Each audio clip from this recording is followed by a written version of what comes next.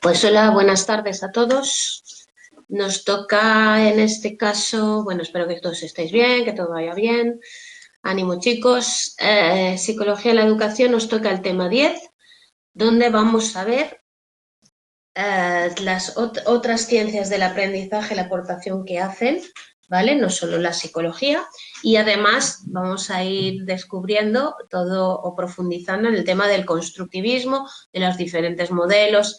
Sabéis que Vygotsky, Piaget, ¿vale? Las dos posiciones y un poco las aportaciones en el ámbito de la educación que hacen esos modelos, ¿vale? Por lo tanto, más allá de las perspectivas o de todo lo que nosotros creamos que aportamos como psicólogos y el campo de la pedagogía también, pues todas las ciencias del aprendizaje, entre las que se incluyen la filosofía, la sociología, las neurociencias, la antropología, etcétera, etcétera, etcétera, ¿vale? Forman un gran conglomerado de lo que se conoce como ciencias del aprendizaje, ¿vale? Entonces, da igual el enfoque que tengan, da igual como, o sea, quitando un poco, vamos a eliminar un poco toda esa parte teórica que nos enfrenta porque uno dice que es blanco, vamos a ver qué aportan todas ellas a la hora de poder, afrontar o mejorar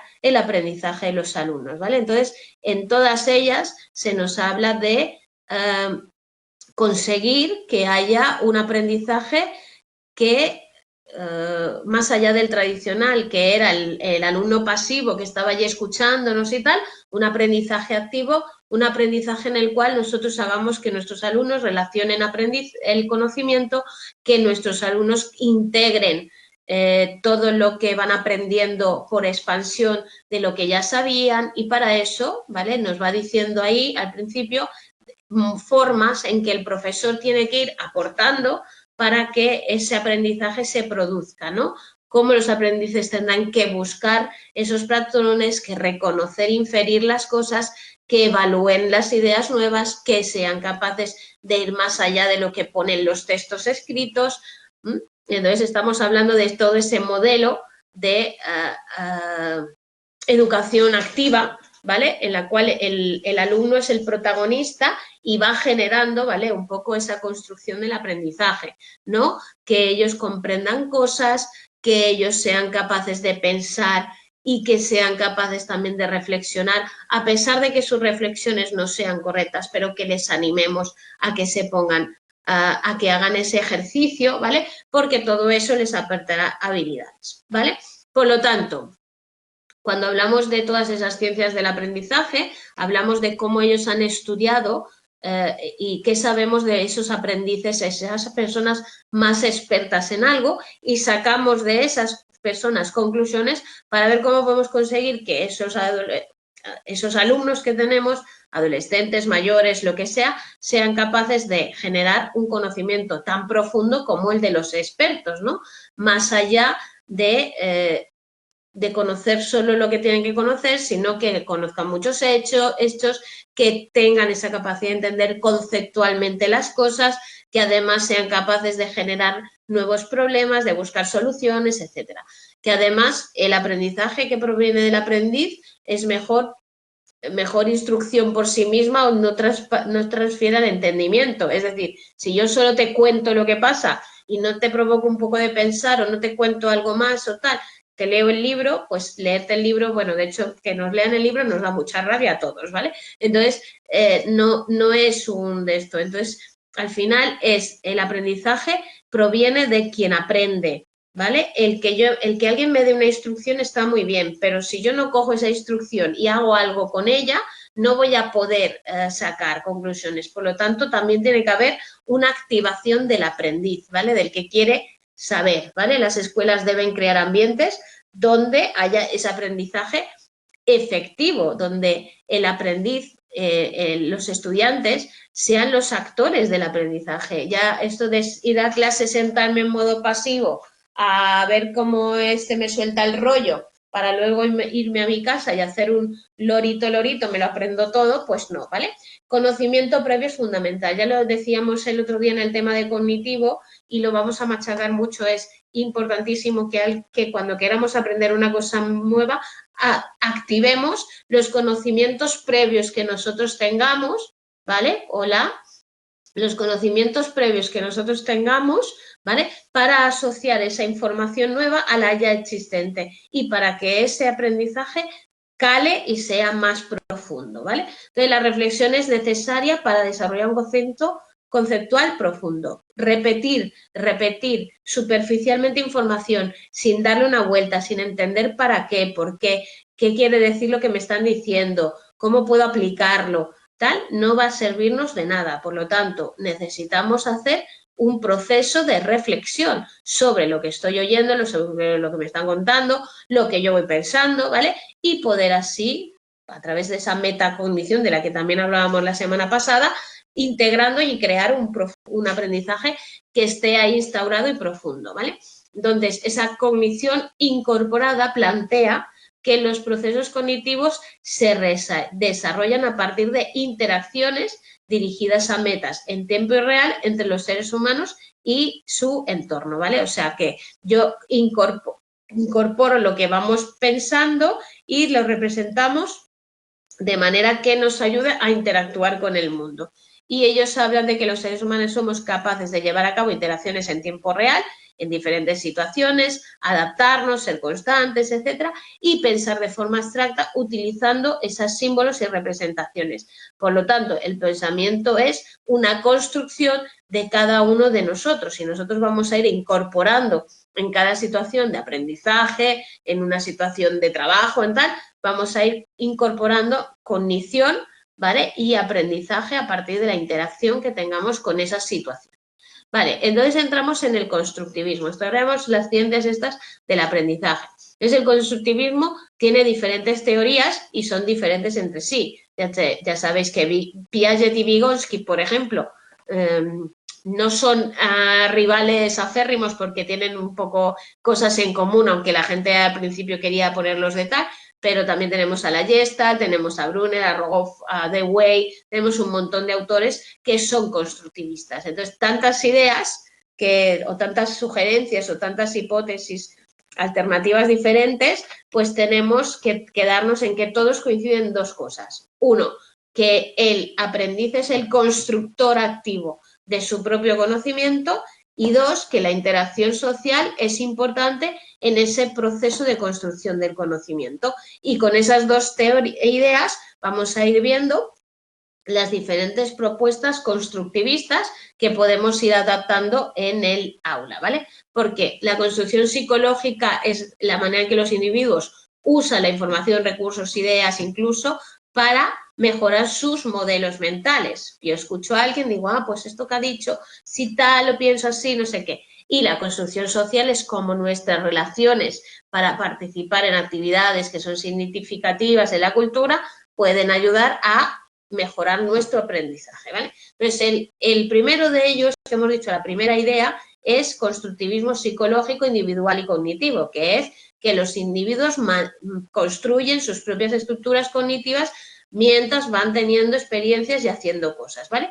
Entonces, se habla de ese concreto en la vida psicológica interna de la gente y se interesan en la manera en que los individuos construyen sus propias representaciones internas de lo que van aprendiendo. Piaget es uno de los impulsores de todo esto porque él habla de que los alumnos son los que van creando, construyendo esos significados, ¿vale? Entonces, él habla de ese pensamiento más organizado y adaptativo, del interés especial de la lógica y de la construcción de todos esos conocimientos universales por los que vamos pasando, que él habla de esa reflexión y la coordinación de lo que ya sabemos con lo nuevo. Recordad en los procesos de asimilación y adaptación, yo tengo unas ideas, esas ideas las voy viendo por el mundo, cuando veo cosas que no cuadran en mis ideas en el mundo, cambio mi idea o primero intento encajarla con un encaje de bolillos, como se dice, ¿no?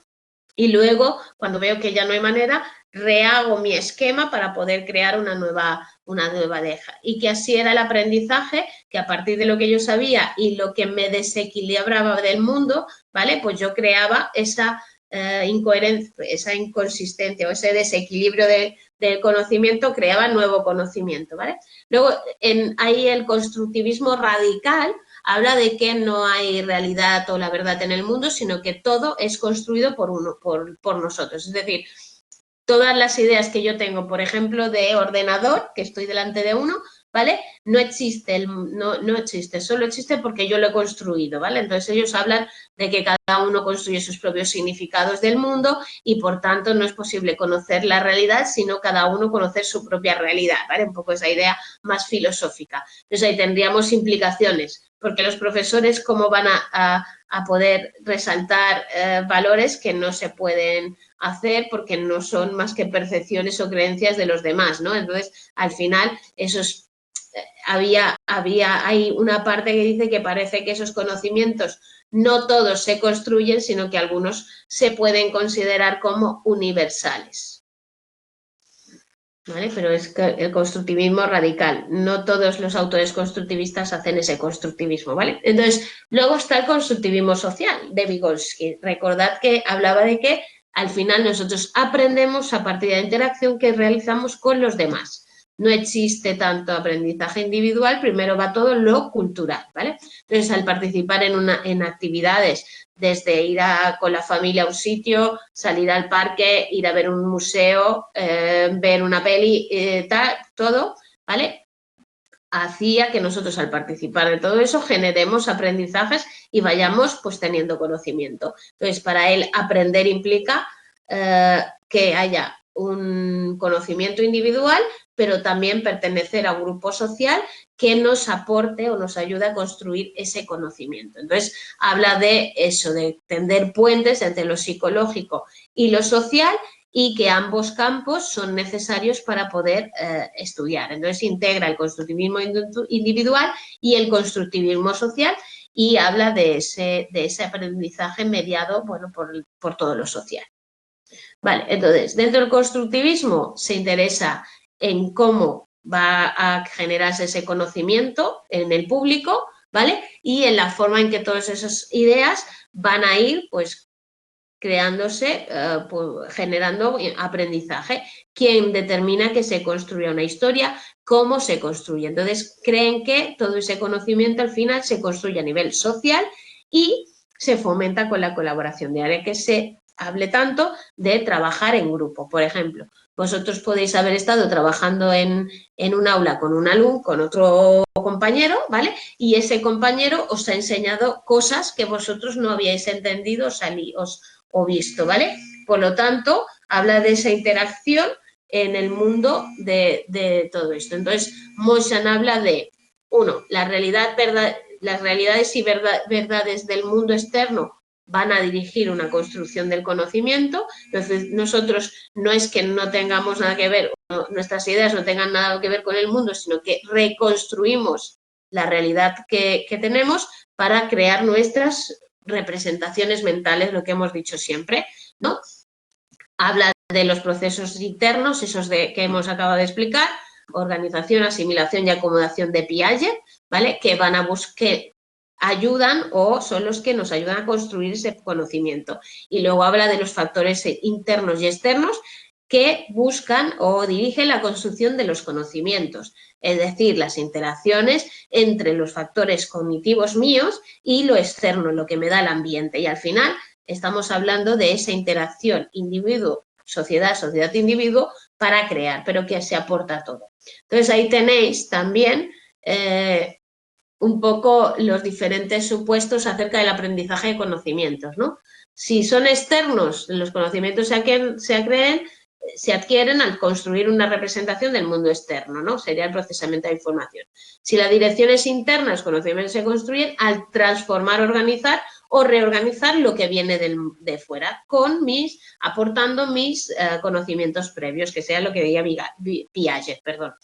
Que los conocimientos se construyen a base de cómo yo me relaciono con los demás, mis relaciones con el mundo y la experiencia, lo diría Vygotsky, ¿vale? Sería dirección interna y externa.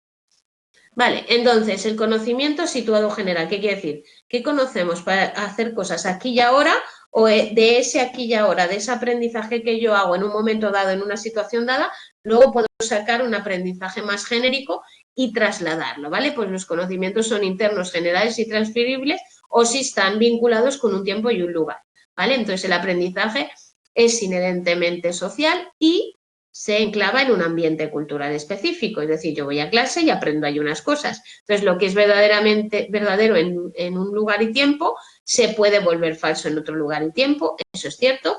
Hay ideas que pueden ser útiles dentro de una comunidad y no ser útiles fuera de ella, ¿vale?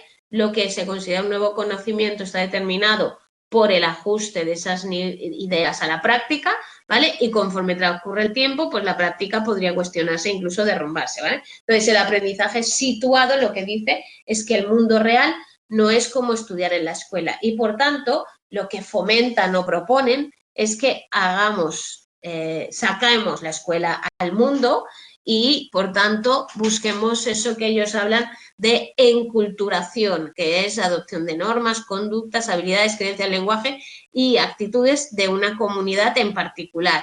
Cuando nosotros estamos el conocimientos no como estructuras cognitivas individuales, sino que creemos un aprendizaje a través del tiempo. Entonces, habla de esa idea de que gran parte de lo que se aprende es específico en la situación que se aprende y, por tanto, hay que fomentar esas situaciones para que haya un aprendizaje. La escuela también es un lugar de aprendizaje, ¿vale? Pero el dilema es si esa situación de aprendizaje produce que los alumnos o los estudiantes, ¿vale?, trasladen o lleven esa información más allá de ese momento o contexto de aprendizaje, ¿vale?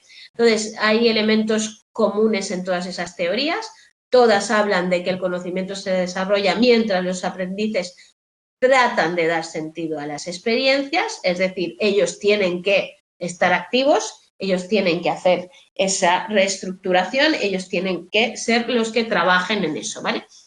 Entonces, no son recipientes vacíos, no tienen que esperar a que se lo demos todo hecho, no tenemos que ser típicos de te lo explico todo y tú ya no haces nada, sino que construye la persona que quiera aprender, tiene que construir sus propios modelos mentales, sus propias representaciones, tiene que intentar que ajusten con la realidad, tiene que asimilar cosas que no ajustan, tiene que cambiar los cognitivos para poder. Entonces, el uso y el lugar del almacenamiento, hablan de dar sentido a las experiencias, ese buscar coherencia, ese comprender, ese ir un poco más para allá, ¿vale? Entonces, ellos recomiendan que para el aprendizaje, primero, habría que ir metiendo cada vez ambientes más complejos, más realistas y más pertinentes para lo que estemos explicando, entendiendo que en esos ambientes se producirá un verdadero aprendizaje, ¿vale?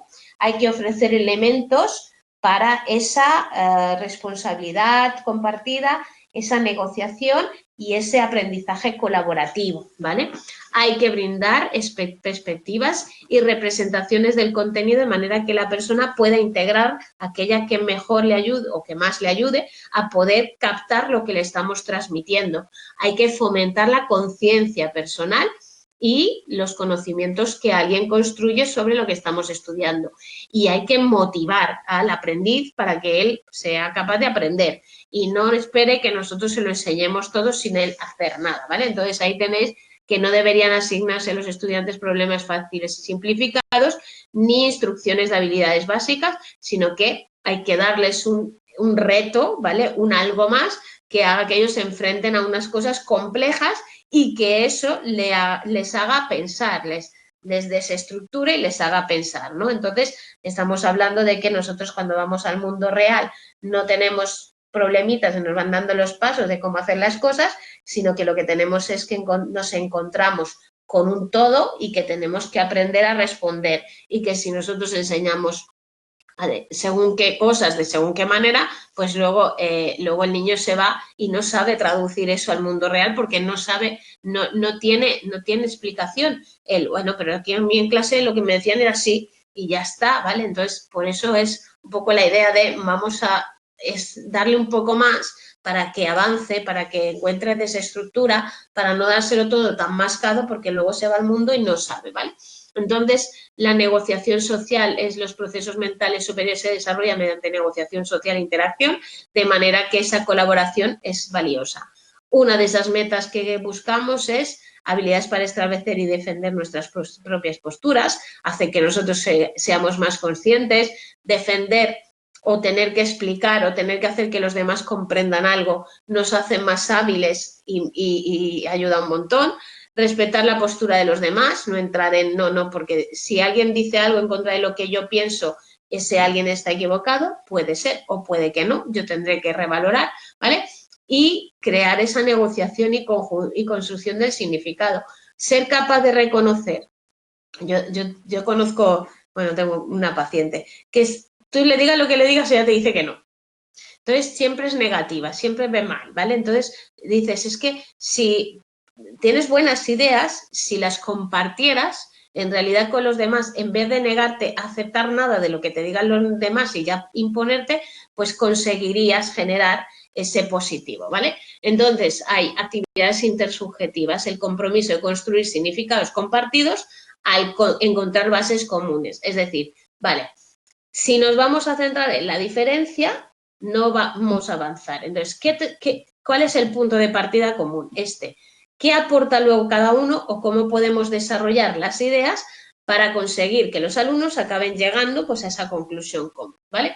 Entonces, ahí tenéis perspectivas múltiples y representaciones del contenido, es decir, los estudiantes solo son expuestos a un modelo y, por tanto, simplifican las cosas. Si ven más cosas, si ven más modelos, si reciben más información, más representaciones diferentes, abrazarán un poco ese contexto más caótico, pero más real, ¿vale? Ahí tenéis la idea de la espiral de John Brunner. Brunner lo que hace es hacer como que el mundo, empiezas por un punto, pero lo vas ampliando circularmente hasta que acabas abarcando toda la información, ¿vale? Tenéis la comprensión del proceso de construcción del conocimiento, cómo concienciar a los alumnos y que se den cuenta de que el conocimiento lo crean ellos, de que ellos tienen que estar haciendo activos, de que son los que van a poder crear sus creencias, expectativas, entender, ¿vale? Y que por tanto son ellos los que tienen que currar, que ser protagonistas y que el aprendizaje es una posesión del estudiante. Eso de voy al centro para que me enseñes, pero me intento escaquear, no aprendo, porque yo lo que quiero es aprobar, es como ridículo, ¿no? Cuando lo piensas desde fuera, pero es esa posesión, cómo afecta a nuestra vida el ser capaces de aprender, ¿vale? ¿Cómo se aplican todas esas perspectivas constructivistas, ¿vale? Pues se aplican a partir de lo que se conoce como actividades que produzcan aprendizaje significativo. Vamos a provocar ideas y experiencias a los estudiantes, no vamos a decirles la lección tal cual está escrita en el libro y tal cual la leemos, sino vamos a relacionar temas, a fundamentarlos, a organizarlos, a proporcionar experiencias, a tal.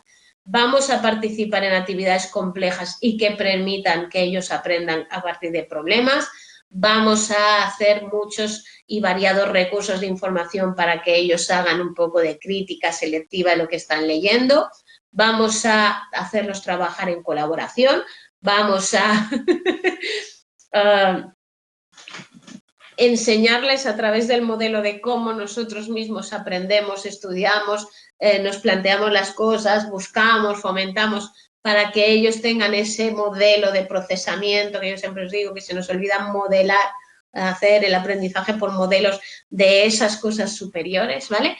Podemos hacerlos aplicar su conocimiento a más cosas, es decir, todo esto que sabes de aquí, ¿qué te podría ser útil aplicarlo aquí? ¿Vale? Que ellos vean que al final el conocimiento no es algo solo específico, es más genérico y ayuda a aprender una cosa en un sitio y poder transferirla, que es una de las habilidades cognitivas superiores que veíamos en el tema, creo que 3 o 4, en el 3 no, porque no, creo que no lo damos, en el tercero o cuarto que dimos, ¿vale? Pero yo por orden, ¿vale? Transferir esos aprendizajes a otras áreas y tal, ¿vale? Fomentar una reflexión y a los alumnos autónomos. El problema es vuestro, sois vosotros los que tenéis que resolver y aprender, ¿vale? Yo guío, yo os ayudo, yo os oriento, pero el aprendizaje es vuestro, ¿vale? Y utilizar formas de evaluación diferentes. Con todo eso tendríamos un enfoque constructivista de la educación, ¿vale? Donde se produce ese andamiaje. Recordad, yo voy dándote apoyo para que tú vayas llegando más lejos cada vez en ese aprendizaje, ¿vale? Entonces, el objetivo, que sea el alumno quien llegue a un entendimiento profundo de lo que estamos enseñando, de manera que podamos hacerlo. El andamiaje puede ser contingente, desvaneciendo y transferencia. Es decir, primero, el profesor adapta, distingue y ajusta todo lo que hay para que el alumno pueda responder a eso, ¿vale? Luego va quitando ese apoyo, va quitando el andamio para que ya no el estudiante vaya mostrando esas habilidades que ha ido adquiriendo y luego ya es el estudiante el que tiene que ser capaz de llegar más lejos que el propio profesor, ¿no? Un buen profesor es el que hace que es el que consigue que sus alumnos lo superen, ¿vale? Porque les empieza a enseñar lo suyo, les da andamiaje, luego los desvanece y luego el alumno tiene que volar más alto todavía, porque si ha aprendido de mí, si solo llega hasta donde he llegado yo, ha faltado una parte de aprendizaje, que es el de llegar más lejos, ¿vale? Entonces, Dewey hablaba del aprendizaje por indagación. Él hablaba de que el maestro presente un hecho, preguntas y problemas que desconcierten y los alumnos sean capaces de pensar, formular una hipótesis, ¿vale? Buscar la forma de resolver el problema, buscar datos, proponer conclusiones, reflexionar sobre el problema original y sobre todo lo que hemos pensado o nuestro propio sistema de pensamiento para poder llegar a resolver ese problema, ¿vale? Pues ahí tenéis algunos ejemplos de la indagación, por ejemplo, el de Shirley Magusson, ¿vale? Y Anne-Marie, no sé qué, ¿vale? Donde ellos pues te enseñan eso, la guía del maestro para programar, no sé qué, ¿vale? Pues aquí tenéis la guía del maestro, que es un poco lo que hablaba el de esto, ¿no? Pregunta guía, luego que los alumnos propongan hipótesis, que busquen alternativas, que nos propongan soluciones, que tal y cual, ¿vale? Ahí lo de esto tenemos también un poco esa indagación, ese tal, pues tenemos ya metodologías de aprendizaje que se utilizan, ¿vale? En las aulas. Una de ellas es el aprendizaje basado en problemas, donde lo que hacemos es que el alumno sea capaz de desarrollar conocimientos flexibles que luego él pueda aplicar a muchas situaciones y aprenda a resolver pues diferentes y cosas a partir de ¿vale? Que no solo un aprendizaje de información de aquí y ahora, que luego no se puede aplicar más allá. Por lo tanto, estábamos hablando de que los alumnos puedan afrontar un problema real, indaguen sobre él, colaboren en la búsqueda de soluciones, se planteen, pues lo mismo que hemos dicho antes. Tengo un problema, ¿vale? Voy a definir el problema, voy a pensar en cómo puedo solucionarlo, hipótesis, investigación, datos, información, consulta, etcétera, puntos de vista diferentes, que entonces trabajaríamos en grupo, ¿no? Y entonces con un problemita, yo recuerdo uno que yo vi, un ejemplo de un problema, era un problema que era, unos niños tenían que, en la clase les planteaban el problema de cómo podían llevar de no sé dónde a no sé dónde, no sé cuántos kilos de no sé qué, tal, ¿vale? Y entonces tenían que valorar con qué avión iban, con qué no sé qué, a qué horario, tal, porque tenía que llegar unas horas y tal, total, que tenían que calcular precios, kilos, distancias, tiempos, no sé qué, y al final en aquel problema había tal dimensión de información, de cálculos, de tal, que decía, bueno, estos niños están estudiando todos en un problemilla, que era, el problema era algo yo no recuerdo que había un avión por medio, no me acuerdo muy bien, pero recuerdo que había un avión de por medio que ellos aprendían a calcular la distancia, pero también como la Tierra es redonda, tenían que calcular la zona horaria, una cosa así, y entonces en ese problemilla estaban trabajando brutalmente y como tal, y cómo ponían las expectativas, esas posibles soluciones diferentes. Toca aplaudir, chicos, ¿eh? Toca aplaudir. porque ya lo oigo y están pasando ahora las sirenas. Hoy nos han venido a ver los policías. ¿Lo sois? No lo sois. Bueno, entonces ver un poco ese problema genérico que hace que el alumno vaya sacando y tenga la aplicación pues de esas matemáticas que yo viene y te digo, ¿para qué estudio esto? Si no sé para qué me vas. Pues ahí lo tienes, chico, para estudiar, porque cuando quieras calcular a qué hora tienes que salir para llegar a no sé qué hora, pero hay un cambio de horario, pero hay no sé qué, pero tal, pues tendrás que aprender a calcular. Tal, todo eso, ¿vale? Entonces, un poco esa idea de gestionar toda esa información a partir de un problema. ¿Vale? Entonces, también tenemos la ciencia basada en proyectos en un ambiente de aprendizaje multimedia, donde también proyectos. Nosotros hacemos un proyecto, por ejemplo, que es enseñar proyecto de alimentación en clase, ¿vale? Y entonces empezamos a trabajar. Grupos de alimentos, animales, vegetales, tal. Bueno, pues vegetales. ¿Y qué son los vegetales? ¿Y qué tal? ¿Y qué tipos hay? ¿Y cuántos se comen? ¿Y cuántos no se comen? ¿Y por qué? ¿Y cómo se tal? Y ya estoy haciendo todo un trabajo sobre esto. Tal, papá. Y entonces el proyecto es el mundo del zoo, por poneros otra historia, o los girasoles en la pintura, o lo que os dé la gana. Y entonces empiezas a indagar quién pintó, con qué colores, tal. Y entonces en vez de solo pensar en, no, yo voy a leer esto, yo voy a aprender, es cómo ellos van creando ese aprendizaje, qué aporta cada uno, qué ve cada uno. Yo recuerdo uno que era el viento. Entonces esos niños hacían, el proyecto era el viento, ¿no? Entonces esos niños, además en clase había un papá que era ingeniero, llegaron a crear un molino de viento, ¿vale? Pero llegaron a crear un molino de viento, coches que se movían con viento, vehículos, sí. A partir del viento, de estudiar el viento, los veleros, las energías renovables de tal, los molinos, el no sé qué tal. Y eso es un proyecto, ¿vale? Y al final lo que estás haciendo es eso. El educador identifica, va hablando con ellos, les va orientando, les explica, o sea, problemas activos, organiza el grupo, quien no trabaja, tú venga, di esto, qué has hecho tú, tal, les ayuda, les busca informes, dónde pueden mirar, qué pueden mirar, tal, y al final los niños están implicados. Ahora me acuerdo de los proyectos estos de Lego, también, la Lego no sé qué, ciencias. Hay un certamen aquí en Mallorca, por lo menos yo fui un año, donde eran los chavales que van a clases de robótica y de cosas de estas, hacen, ¿vale? Un robot y van a hacer carreras y cosas, pero dentro de eso tienen que hacer un proyecto. Yo recuerdo que fui a ver a los niños que hacían el proyecto sobre el espacio. Entonces, dentro de estudiar todo ese proyecto y tal, habían estudiado lo que tenían que comer los astronautas tal, porque en el espacio se perdían unas partes y tal. Y había una que era la miopía, que los parece ser, yo esto no lo sabía, mira cómo me acuerdo, que los astronautas cuando vuelven pueden tener problemas de miopía. Entonces les hacían una dieta basada con zanahorias y no sé qué porras y tal. Entonces veías cómo esos niños estaban en grupo allí contándolo, no sé qué tal, y era como un disfrute del aprendizaje, ¿vale? Entonces a veces tenemos que olvidarnos un poco del tanto sentarse, tanto para ellos sobre todo, ¿vale? Y poder trabajar, ¿vale?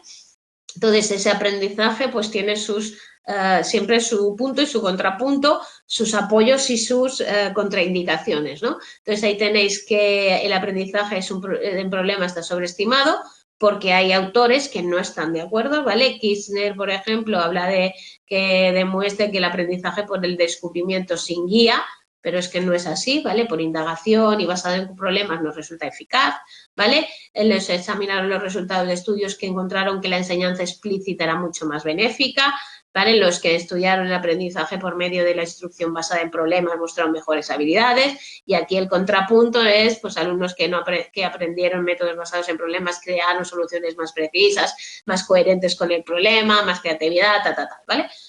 Conclusión de todo esto es, no hace falta, porque parece que sí, no hace falta eliminar a los profesores. No tienen que ser profesores pasivos, que el problema es ese, y hay que aprovechar el conjugar la concepción o la teoría o todo el proceso de aprendizaje con esos proyectos, ¿vale? Entonces, eso es lo que yo creo que dentro del contexto educativo cuesta.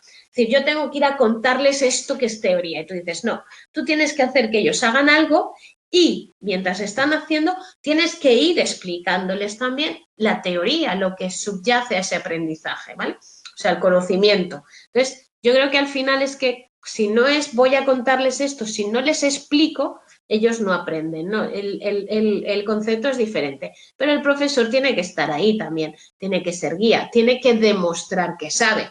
Yo no puedo preparar un proyecto con mis alumnos de cualquier cosa si no sé, ¿vale? Entonces eso es un problema. Vale, los tutelajes cognitivos y la enseñanza recíproca. Los tutelajes cognitivos es como tener un tutor, ¿no? Entonces hay aprendices que se colocan pues junto a alguien que sabe más, ¿vale? Y que desempeña las labores de tutor y por tanto le ayuda o ayuda a comprender, le guía en el trabajo, en el estudio, tal. Hay experiencias de niños tutores, por ejemplo, en una misma clase, sobre todo en primaria, un niño que es más, lleva más lento una cosa, no todas las asignaturas, sino simplemente imagínate que yo soy malo en mates y hay alguien en clase que es muy bueno en mates, entonces a ese niño se le ofrece que me haga de tutor a mí, ¿vale? Y entonces me enseñe las mates. Parece ser que funcionan muy bien y parece ser que funcionan muy bien porque ahora esto me he ido, pero estoy hablando del tutelaje entre compañeros, porque se hablan en su mismo idioma, ¿vale? Aquí estamos hablando de tutelajes cognitivos donde un experto va a ir ayudando a alguien a aprender. Esto se hace en las empresas muchas veces, es decir, tú entras a una empresa, llegas, hay alguien que sabe que lleva años haciendo algo, tú entras y esa persona te ayuda a que tú entiendas o te tutela para hacer eso, ¿vale? Pues lo mismo, pero en el estudio y en el aprendizaje, ¿no? Entonces sería un andamiaje conceptual donde tú vas haciendo que la persona vaya llegando a cada vez problemas más grandes y luego pues esa persona tiene que ir adquiriendo su autonomía. Entonces los estudiantes reflexionan acerca del progreso y ven un poco cómo van avanzando en su aprendizaje, en su adquisición de conocimiento, etcétera, ¿vale? El tutelaje en lecturas, enseñanza recíproca. La enseñanza recíproca es que estos son entre diferentes, entre ellos, ¿vale? Entonces los estudiantes son los que ayudan a pues llegar a entender lo que se está estudiando y por tanto son en la enseñanza de recíproca estamos hablando del tú a tú. Yo te enseño a ti, tú me enseñas a mí o yo te enseño a ti porque somos del mismo grupo. Entonces, lectores hábiles que aplican estrategias automáticamente enseñan a otros a cómo aplicarlas, cómo se lee bien, cómo se comprende, ¿vale? Entonces, parece funcionar el aprendizaje recíproco, el ver cómo tú eres capaz de hacer o cómo tú lo haces, ¿vale? Para que yo entienda cuál es la mejor manera de actuar para aprender algo, pues parece que funciona, ¿vale? Funciona a nivel, con cualquier niño, a nivel de a cualquier nivel educativo, perdón, es que ahora no me salía, ¿vale? Entonces, 3 directrices para para esa enseñanza recíproca. Tiene que haber un cambio gradual, el maestro tiene que dejar de tener la responsabilidad para que la tengan el alumnos, ¿vale? El estudiante. Ajuste de las demandas de las habilidades, es decir, tengo que empezar demandando al otro lo que es a partir de su nivel y luego puedo subir el nivel y pedirle más. Lo que no puedo hacer es querer que él ya me cuente las cosas como yo las sé, que soy el que le va a enseñar. Eso es un poco ridículo, ¿vale? Y luego el diagnóstico del pensamiento, observar cuidadosamente la enseñanza de cada estudiante para ver cómo piensa él, en vez de entrar directamente de que yo me creo que todo el mundo estudia así, aprende así. Por lo tanto, no sé, una alarma de coche, dijo. Ahora que todo está tan silencioso, llama mucho la atención. Alguien persiguen por ahí. Vale, entonces estamos hablando, es que me ha llamado mucho la atención, perdón. Entonces estamos hablando de que yo no puedo, uno de los grandes problemas que tenemos, recordadlo que lo dimos, sí, en el capítulo 2, las necesidades educativas, ¿vale? Que nosotros no nos ponemos en el lugar de los aprendices, partimos de nuestro lugar. Entonces, al final es muy difícil enseñar algo si nos damos una instrucción para esa persona que es la que tiene o no tiene la información, ¿vale? Y la que tiene que adquirirla. Por lo tanto, a veces tenemos que partir de no dar tanta sentencia, esto es así, sino ver de dónde parten esas personas para llegar a dónde están y cómo aprenden, ¿vale? Entonces ahí está el interrogatorio. Es, bueno, ¿y tú qué sabes de esto? ¿Y cómo lo harías? ¿Y qué piensas? Y tal. Es necesario estudiar para que ellos también vayan empezando a, pues cada vez un nivel más alto. Si estuviéramos estudiando un tema concreto, pues oye, ¿qué te han parecido? ¿Cómo aplicarías las técnicas de tal? ¿O cómo crees que afectaría si hiciéramos un aprendizaje recíproco en un aula de tal? Uf, ¿vale? Entonces ahí ya estamos dándole al coco y planificando y aprendiendo de una manera más profunda, ¿vale? Colaboración. Hay que aprender a hacer trabajo colaborativo, ¿vale? Todo el tema del trabajo en equipo. Recuerda que Vygotsky habla de que nosotros aprendemos a raíz de interaccionar con los demás, por lo tanto en estas propuestas se mantiene mucho la importancia de esto, de crear grupos, pero grupos verdaderamente cooperativos, que quiere decir que tengan empatía, que se ayuden, que trabajen en colaboración, que sean de diferentes tipos de personas, que se acepten, que generen confianza, que puedan, ¿vale? No es voy a 4 personas a ponerlas en un grupo y las voy a separar, bueno, y lo que harán ellas será que cada uno en su casa haga una parte del trabajo y luego me junten y me presenten eso, ¿vale? No es eso, aquí tiene que ser. Por lo tanto, ya tenemos que plantearnos qué les proponemos como trabajo. Claro, si yo lo que quiero es que me recojan información sobre este tema, pues claro, me van a ir a internet, cada uno por su lado, van a dividir. Bueno, hay 4 puntos que hay que hacer. Una introducción, una de esto teórica de este punto, vale, cada uno coge un cacho, lo compramos, lo buscamos, lo compramos, a veces simplemente lo copiamos y lo pegamos, ¿vale? Entonces, en el trabajo colaborativo, en el trabajo de aprendizaje por equipo, tendríamos que plantear que sean indagaciones reales, que no puedan ser, tienen que ser proyectos, soluciones, no cada uno se reparte un cachito y todo sale, ¿vale? Sino que se vea esa aportación, ¿vale? Por lo tanto, tiene que haber una verdadera colaboración donde haya una relación entre personas y donde esa relación genere un aprendizaje entre ellos y además un resultado superior, ¿vale?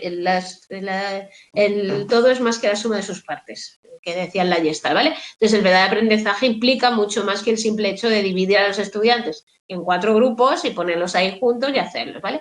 Entonces, ahí tenéis ese grupo de colaboración donde el valor tiene que el debate, el que ellos en que no estén de acuerdo, en que planteen cómo lo solucionarían, tal, las interacciones, el conflicto, el desequilibrio, el tener que poner, el tal, ¿vale? Que la interacción social es importante para aprender y que ellos vayan construyendo en grupo eso. Por lo tanto, yo os diría, no busquéis, no se deberían poner trabajos literales de estos de libro, ¿vale?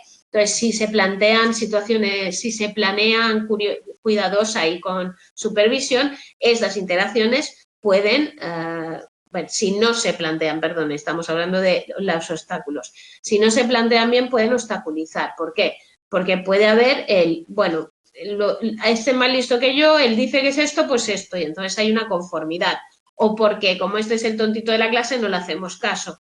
O porque la velocidad y el hecho de determinar antes de predominar sobre la reflexión. Venga, va, grupo, va, pues sí, lo cogemos así, lo terminamos y ya está. O buscar, coger, todos apoyar la misma idea errónea y no buscar un poco de reflexión o no haya una socialización o que se pasen el tiempo hablando y no trabajen o que, ¿vale? Y ahí tenéis todos los problemas que pueden surgir. Pues os digo, cuando yo hago trabajo colaborativo, tengo uno que es un gel, ahora lo cuento, venga. Entonces, las tareas para grupos cooperativos pueden estar más o menos estructuradas, pero tienen que incluir respuestas específicas, tareas complejas en las cuales ellos tengan que estar participando y dando un poquito más, ¿vale?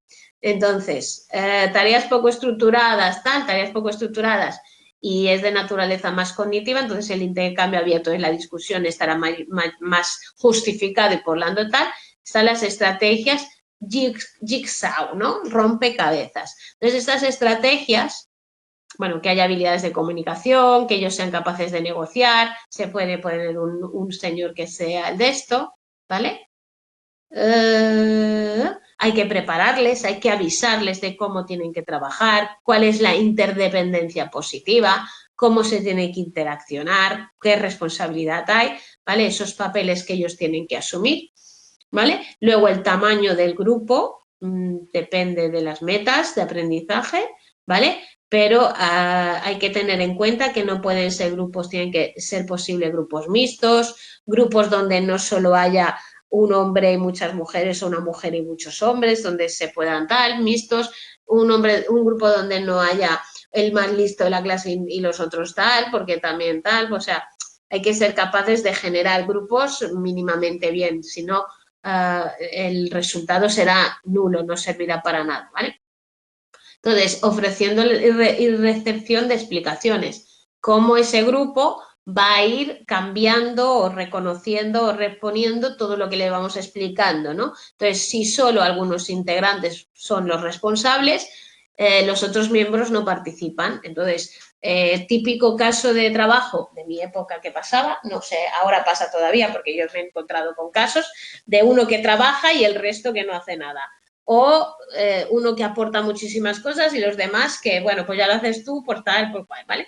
Entonces, esos trabajos no eran colaborativos ni de equipo ni nada. Eso era mandar un trabajo para hacer el grupo y los demás se iban. Por lo tanto, hay que aprender o enseñar cuando queramos tener un tipo de este proyecto o en la escuela tengamos que asesorar, es que hay que ser capaces de dar funciones y que esas funciones las tiene que hacer cada uno y ser responsable, ¿vale? Y por tanto no solo él, todo lo hacen todos. Para eso tenemos que tenerlo muy claro nosotros. Por eso decía que al final hay que dominar. No cualquiera, claro, el coger a 20 niños y decirles, vale, haced 4 grupos, os ponéis a trabajar en esto y ya me tal, pues no, tienes que llevar, controlar, gestionar, orientar, pues ver cómo hablen, que todos estén en marcha, que todo salga, ¿vale? Y ahí tenéis incluso funciones definidas, el motivador, el halagador, el guardián, el entrenador, ¿vale? Igual que esto puede haber otras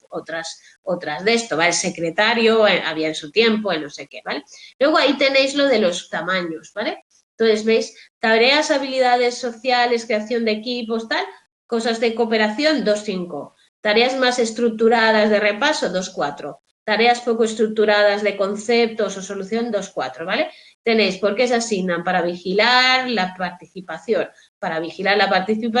y aquí solo para fomentar la interacción, ¿vale? Pues tenéis las diferentes características de lo que se persigue, ¿vale? Haciendo esos grupos, ¿vale? Y las habilidades y tal que tienen que tener los niños, etc. ¿Vale? Esto es muy interesante, este cuadro, ¿eh? Lo que pasa es que no tengo tiempo.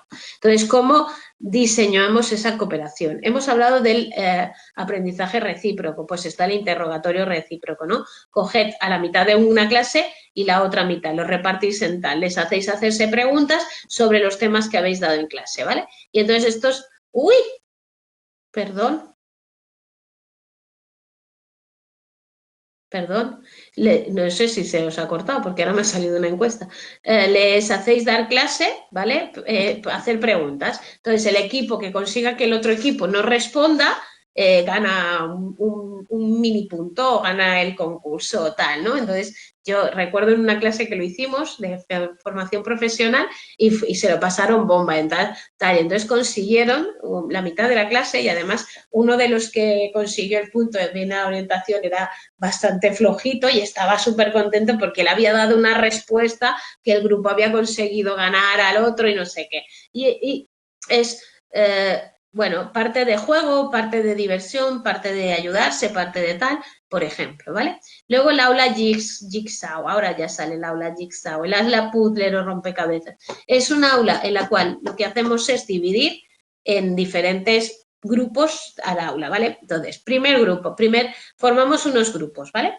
Esos grupos van a hacer una tarea, ¿vale? Luego, cada uno de los miembros de esos grupos se van a juntar con los de los otros, creando nuevos grupos en los cuales él tiene que aportar lo que han hecho en el primer grupo, con lo cual, si no ha estado atento, no se ha enterado o no ha hecho nada en el primer grupo, cuando se va al segundo fracasa y por tanto se nota que no tiene aprendizaje de eso, ¿vale? Y luego los grupos finales son los que acaban ese trabajo y tal. Por lo tanto, estamos combinando. Además, tenemos que aprender a si reforzamos el trabajo individual o solo el colectivo, o si reforzamos que todo el equipo esté trabajando porque todos están puestos a que se trabaje o tal, ¿vale? Entonces esto, claro, con niños pequeños es complicado y a lo mejor. Con adolescentes tenemos el rollo del escaqueo, ¿vale? Ahora, en la universidad funciona de maravilla y es una pasada, ¿eh? Yo he visto escaquearse a 1 o 2 alumnos, pero una pasada, ¿vale? Porque quieren, ya están en otro nivel, ¿vale? Entonces os diría que casi que va muy bien. Entonces ahí tenéis como también polémicas estructuradas en las cuales nosotros les planteamos a los alumnos situaciones conflictivas a las que ellos tienen que dar una solución, ¿vale? Y por tanto vamos a generar eso que Piaget llama el conflicto cognitivo. Te pongo en un marrón y tú vas a tener que salir y vas a tener que fomentar, bueno, algún tipo de explicación, de recurso para poder responder. Entonces, esas polémicas estructuradas consisten en que los alumnos trabajen en grupos cooperativos para investigar algo que es polémico y llegar a una conclusión, a una solución o algo a partir de la información, ¿no? Entonces, tenéis un poco, si el conflicto se maneja adecuadamente, pues apoya el aprendizaje. Polémica académica, conflictos de intereses, ideas, información, teorías, conclusiones, tal, ¿vale? Entonces, al final, procedimientos con la polémica, investigar o preparar. Imaginaros que en clase, lo que da de sí, por ejemplo, que en clase un alumno pregunta una cosa un poco conflictiva. ¿Cómo animas a los otros? Bueno, ¿y vosotros qué pensáis? ¿Y qué le diréis vosotros al compañero y tal? Y un poco que vaya viendo pues esa aportación. Eso estamos hablando de un poco debate, pero podría darse en concreto, ¿vale? ¿Cómo usamos todo esto? Tamaño del grupo y composición del grupo ajustado, teniendo en cuenta lo que hemos dicho. Ni todo niña es un niño todas niñas, el más listo con todos los menos trabajadores, tal, que es lo que ellos hacen, cuidado. Porque ya os digo que cuando se hacen los grupos estos yo recuerdo a uno que me decía, es que yo siempre acabo haciendo los trabajos de mi grupo, digo, ¿y por qué estás con ellos? Ah, porque cuando nos dicen grupo, ellos vienen, tú conmigo, pues me buscan, digo, muy bien, qué listos son, ¿no? Verdaderamente, al final, ¿no? Asigne roles adecuados, por ejemplo, que puedan trabajar, que puedan dar resultados, no pongamos a uno que no sabe hacer según qué sitios, ¿vale? Por ejemplo, a mí a una paciente con autismo lo colocaron de secretario, tenía que ser el que hablara y no sé qué, y digo, sí, hombre, anda ya. Y entonces el niño estaba rebotadísimo, porque además su papel no le gustaba, él quería hacer otra cosa, él quería ser investigador, tal. Y tú dices, bueno, pues lo que aprenda, ya, pero tampoco hay que pasarse, porque al final es un poco guau, ¿no? Bueno, asegurarse de cumplir la función de apoyo como maestro, que es importantísima, que no es yo me quedo en un lado y ellos van trabajando, yo tengo que estar encima, tengo que estar controlando, tengo que estar mirando, tengo que vigilar, tengo que orientar, tengo que pararme, tengo que ver quién tal, camine por todo el salón y supervise, no podemos estar sentados en la mesa, empiece por lo más sencillo hasta que usted y los alumnos sepan utilizarlo, es decir, no metamos a saco como hace mucha gente, bueno, un trabajo en equipo, sí, va, pues sí, el grupo está, ya está, no es tan fácil. Es más complejo, ¿vale? Entonces hay que tener controladas las variables que pueden influir en el aprendizaje para poder gestionarlo, ¿vale? Entonces llega a ser beneficioso si se planifica bien, si se incluye a todos los estudiantes, si se aceptan los ritmos diferentes, si se acepta la diversidad, ¿vale? Y es muy bueno para aprendizaje de idiomas, de proyectos, de lo que queráis. Y al final es muy bueno. Si el resultado es muy bueno, lo que pasa es que no lo acabamos de hacer del todo bien, ¿vale? Vale, dilema. Las pedagogías progresistas e innovadoras requieren profesores muy hábiles que estén ahí con dilema conceptual, dilema pedagógico, y ahí plantea lo que requiere todo esto, ¿vale? A la hora de ponerlo en marcha y de trabajar, que no es broma, ¿vale? El aprendizaje de servicio. Esto va, ya no me queda mucho tiempo, acabo con esto, va de aprender a los niños o trabajar en situaciones comunitarias reales. Estos niños que recogen pues alimentos para llevarlos para donarlos a alguien que los necesita, en la universidad que se hacen prácticas clínicas para ir a enseñar a niños desfavorecidos, pues los enfermeros, pues técnicas de higiene, ¿vale? Todo esto que se hace y que además va un poco dirigido a aportar algo a la sociedad con nuestro granito de arena dentro de nuestros aprendizajes o lo que estemos estudiando, ¿vale? Es un poco eso, ¿vale? Entonces, continuo, no solo un proyecto breve, o sea, ir ayudando, ser voluntario virtual, ¿vale? Ayudar a la gente, por proponer cosas de estas, ¿vale? Entonces, todo esto son esos aprendizajes que se buscan para hacer, pues a la vez que estás dando una clase o un temario tal, pues dar un servicio y además ayuda a poner en práctica muchos conocimientos de lo que sea. Y luego aquí os habla del aprendizaje en el mundo digital, al que vosotros estáis muy acostumbrados, al que esto nos ha hecho acostumbrarnos a todos, ¿vale? Un poco los criterios de exclusión, de inclusión, cómo enseñar a los niños para que busquen, para que no busquen, cómo utilizar los recursos que hay, cómo averiguar todos los recursos que hay, etcétera, etcétera, ¿vale? Nada, chicos, aquí lo dejo. La semana que viene no tenemos clase porque ya estamos en Semana Santa, que va a ser ahí súper guay. Y nada, espero que podáis descansar un poquito.